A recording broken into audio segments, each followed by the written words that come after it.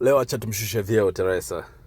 Huyu bibi alikuwa anapewa msaada wa mabilioni na mabilioni, yani pesa kibao zilikuwa zinafurika kwake kwa ajili ya kutoa misaada ya kiafya na misaada mingine. Cha ajabu, hospitali ambazo alikuwa anazisimamia zikawa hazina mambo mengi, yani hazina madawa, hazina nini, hazina kila kitu.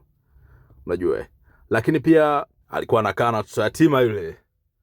Watoto yatima wakiumwa dawa za maumivu hamna huduma zile za kuzidi, hamna nini, kwa sababu alikuwa anaamini mtu anapokuwa anaumwa vile anasikitika na kunungunika ndo anakuwa jirani zaidi na Mungu. Sasa sijui alikuwa anafurahi Mungu akiwa na visit sana maeneo yake, maana anachokiongea ni kweli. Ndio maana mtoto wa maskini akiomba kidogo amepewa. Maskini akiomba kidogo amepewa. Maskini ukimkosea kidogo unapata midhambi hiyo ya kusaza yani.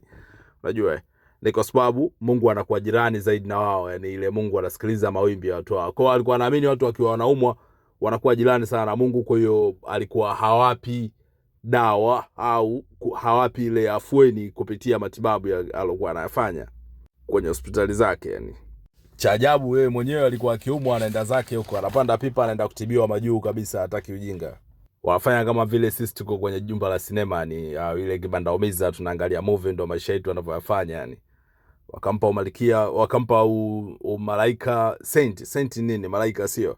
Wakampa hizo na kila kitu, kumbe hamna kitu. Kashapiga picha na watu waovya kibao. Kwenye Epstein file inasema hivyo. Hizo habari si mnaziona, watu wanapiga game na watoto kama vile imeandikwa. Watu wanakula nyama za watu. Kuna yule mmoja akakaa kama kuku kwenye waya. Wazinifu wanajua hiyo style.